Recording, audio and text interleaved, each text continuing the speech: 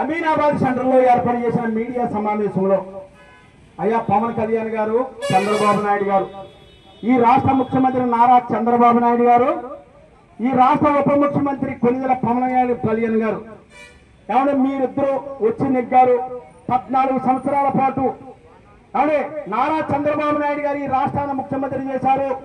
విధులున్న ముఖ్యమంత్రి, సంపద సృష్టించే ముఖ్యమంత్రి. వీళ్ళిద్దరూ మీరు చేసేటప్పుడు గత ప్రభుత్వాలన్నీ కూడా మమ్మల్ని మోసం చేసేయో ఏం చేసేయో భగవంతుడు తెలాలి. మేము ఒకటి అడుగుతున్నామయ్యా, మా మత్స్యకారులకి ఫ్యాక్టరీల వలన ఇవాళ ఓఎన్జీసీ, రిలయన్స్, ఎస్ఆర్ఎస్, గుజరాత్, కాకినాడలో ఉన్న ఫ్యాక్టరీలు, ఎట్రో కంపెనీ, రొయ్యల ఫ్యాక్టరీల వలన ఇవాళ మత్స్య సంపద అంతా కూడా నాశనం అయిపోయింది. ఏటకెళ్తుంటే కనీసం ఆయిల్ డబ్బులు కూడా పడతాలేదు. ఆయిల్ డబ్బులు కూడా రాకపోతే మా మత్స్యకారులు ఏమైపోవాలి? మా ఊరికి ఏమైనా ఫ్యాక్టరీలు ఉన్నాయా? అవునే మా ఊరికి ఏమైనా ఎకరాలు 100 మంది ఎకరాలు ఉన్నాయా? ఏమున్నాయి? ఇవాళ ఏటకెళ్తే కానీ మాకు దిక్కు లేకుండా మేము బతుకుతున్నాము. ఇవాళ మాకు రాజకీయ పదవులు ఏమీ లేవు. ఇవాళ ముమ్మడారు నియోజకవర్గంలో మా కులపళ్ళు, మా బీసీ కులాల సంఘం ఎమ్మెల్యేలు కాబట్టి అక్కడ ఓఎన్జీసీతో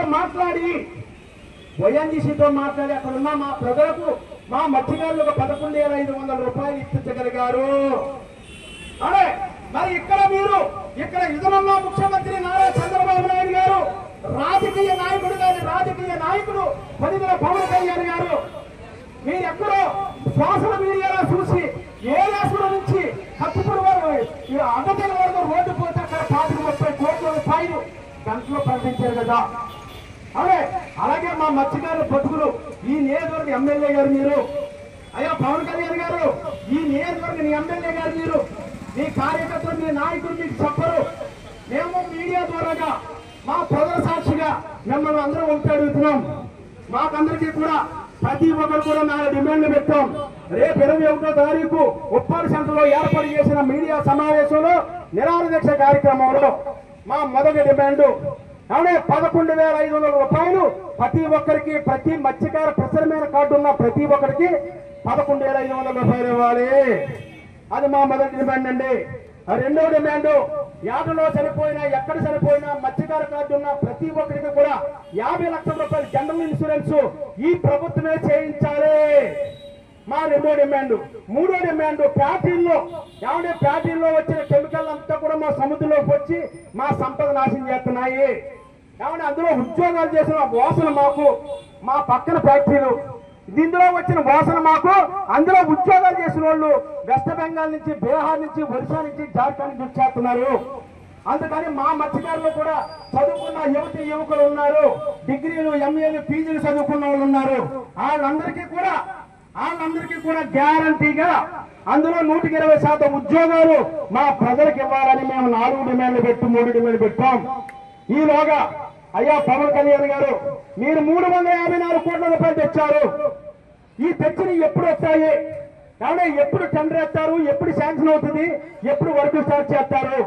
తుఫాను కాలం ఇది. సూరాలపేట కానీ, మాయాపట్నం కానీ, ఉప్పాల్లో గ్రామం ఉండాలంటే ఇమీడియట్లీగా ఒక చంద్రబాబు నాయుడు గారిని, విజనున్న ముఖ్యమంత్రి గారిని, సంపద సృష్టించే ముఖ్యమంత్రి గారిని ఒక 10 కోట్లు అడిగి, 10 కోట్లు అడిగి ఇక్కడ మీరు రాళ్లు తోలించలారా? గ్రామాన్ని గట్టును కాపాడలారా? భూమిని కాపాడలారా? భారత రాజ్యాంగం మీద ప్రమాణం చేసి వచ్చారు. మీరు భూమిని కూడా కాపాడుతానని ప్రమాణం చేశారు. ఉప్పాడ సముద్రంలో కలిసిపోతుంది, మాయాపట్నం మాయమైపోతుంది, సోరాలపేట మాయమైపోతుంది, కల్లుల గుళ్ళు కానీ, దేవుళ్ళ గుళ్ళు కానీ అన్ని ఎగిరిపోయాయి. అందుకని మీరు ఇమీడియట్లీగా గట్టు వేయడానికి మీరు చేయవలసిన బాధ్యత చంద్రబాబు నాయుడు గారి మీద, పవన్ కళ్యాణ్ గారి మీద లేదా? ఇక్కడున్న నాయకులు వచ్చినారో చూస్తున్నారో ఫోటోలు తీసుకుని వెళ్ళిపోతున్నారు. ఉప్పాడ నుండి నామం దాకా రోడ్డు పోతుంటే గంటలో వేస్తున్నారు. అలాగే మా మత్స్యకారులు ఇల్లు ఎందుకు కాపాడరు?